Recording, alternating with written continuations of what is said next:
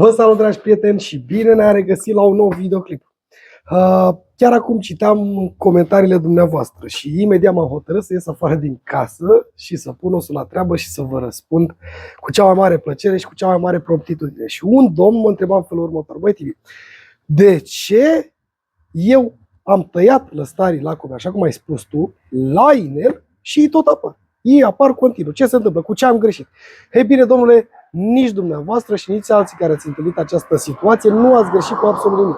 Sunt niște criterii prin care putem defini această apariție a lăstarilor lacului, mai abundenți, mai puțin abundenți, chiar dacă îi tăiem corect, chiar dacă tăiem la inel, chiar dacă lucrăm corect în pom, ei tot apar. Ei bine, despre asta o să discutăm astăzi. Hai să mergem să luăm o foarfecă, mergem la un pom și vă explic exact despre ce este vorba, pentru a nu mai fi îngrijorați că ați făcut ceva greșit. Ce ziceți? La de treabă? Hai să vedem despre ce este. Ei bine, haideți să luăm o foarfecă pe care o avem la îndemână cel mai aproape. Eu o iau de mașină, pentru că fiecare cu hobby-urile și cu plăcerile lui. Pescarul are la sete mașină, eu dacă îmi plac pomii, întotdeauna am o foarfecă în mașină, un fierăstrău, ceva acolo.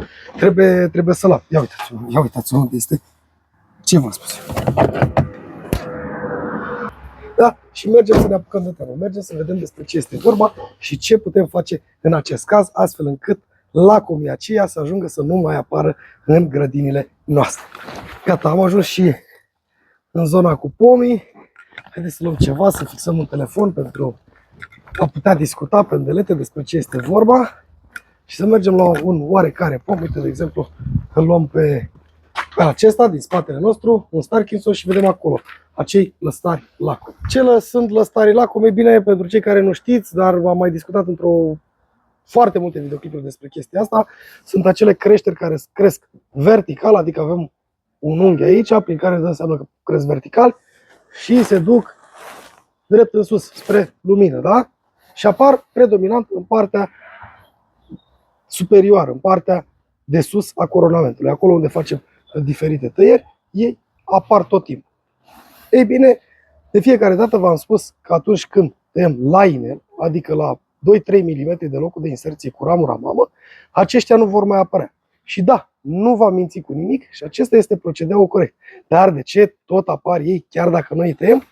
Ei bine, dragilor, trebuie să știți că nu ați greșit cu absolut nimic.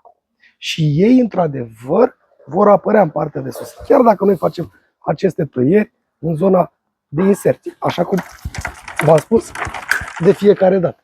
Da? Deci noi facem o tăiere în zona de inserție la inel și ei apar continuu acolo. Sunt două caracteristici sau două aspecte prin care se poate întâmpla acest lucru. În primul și în primul rând, așa cum am spus și în alte materiale, pomii generează aceste creșteri pentru regenerare, pentru regenerarea părții vegetative, pentru că el are nevoie de un echilibru între partea vegetală și partea de fructificare, pentru că de astfel este ca și cum un organism viu ar funcționa doar cu un plămân. Nu funcționează bine, nu poate să-și întrețină într-o total funcțiile fiziologice. În schimb, pomul trebuie să aibă un echilibru și noi, când tăiem pomii, trebuie să-i lăsăm o parte vegetativă, adică acolo unde se facă frunzele, că prin frunze se întâmplă toate mecanismele din pom și fără frunze n-ar exista nici dezvoltarea, nici fructificarea, nici imunitatea pomului, nimic. Și astfel noi trebuie să lăsăm acest raport, un echilibru. Ei bine, trebuie să știți că în primul și în primul rând, pomul generează aceste creșteri pentru tăierile incorecte. Deci, degeaba noi tăiem la inel dacă am tăiat ramurile mamă într-un stil greșit și n-am lăsat un raport corect de vegetație în coronament. Iar noi, dacă am făcut tăierile greșit și n-am făcut tăieri pe ramurile mamă la transfer sau nu am făcut niște tăieri corecte, atunci pomul va încerca să regenereze și să refacă aceste greșeli pe care noi le-am făcut. Și de aceea va apărea abundența acestor lacuri. Cel de-al doilea aspect este că pomul nu a ajuns la maturitate. Și noi, organismele vii, atunci când creștem și suntem tineri, creștem tot timpul. Și forma lui și posibilitatea lui de a crește se manifestă prin acești lăstari lacom.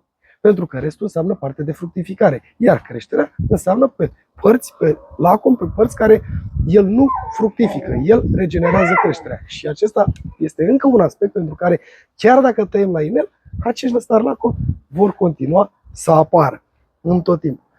Și ultimul aspect, și cel mai important, este fructificarea. Exact cum am spus, dacă raportul de fructificare este unul egal cu raportul de creștere vegetativă și întreținere a părții vegetale a pomului, atunci pomul se va opri în a mai dezvolta acest lacom și va dezvolta doar către părțile în care noi vrem să regenerăm și să stimulăm și să facem tăierile la cep, nu la inel. În schimb, atunci când noi nu avem un raport corect al rodului în pom, el înțelege că nu a atins maturitatea de fructificare și tot dezvoltă aceste creșteri. Nu are efectiv ce să facă puseva, pentru că el va genera parte vegetativă în partea inferioară, dar va trebui să genereze parte vegetativă și în partea superioară a coronamentului, mă înțelegeți? Astfel încât să dezvolte viitoarele ramuri de rod. Teoretic, dacă e să discutăm așa, să facem o analogie, la origine pomul a fost un lăstar lacom și din ăla a degenerat toate celelalte elemente structurale ale pomului. Trunchiul respectiv, cum l-a lăsat, șarpantele, subșarpantele, adică cele ramuri groase, ramurile mai mici, inclusiv elementele de prerodire sau elementele de rodire. Înțelegeți? Este foarte simplu. Așa că, indiferent cât tăiați, lăstar lacom vor mai apărea până dumneavoastră veți elimina toți acești trei factori. Raportul între vegetație și fructificare, tăierile corecte în partea superioară la transfer și maturitatea pomului. Dacă ați atins acești factori, aceste principii, cu siguranță pomul dumneavoastră nu va mai genera foarte mulți lacom. Și eu am lacom în partea de sus. Este ceva normal și voi interveni până voi crea acel raport. Dar acel raport nu se poate crea după un an pe altul. Vor dura 4, 5, 7, 10 ani până pomul ajunge la maturitate, ca noi să putem să creăm aceste rapoarte și atunci acești lacomi, aceste creșteri verticale nu vor mai exista decât în momentul în care dumneavoastră vreți să faceți o regenerare și faceți o tăiere specială la cep de regenerare. Așa că sper că am răspuns întrebărilor dumneavoastră. Nu ați tăiat cu nimic greșit. În continuare să tăieți, chiar dacă acești lăstari lacomi vă apar în continuare în pom. Iar până la următorul material, eu vă doresc toate cele bune. V-am pupat!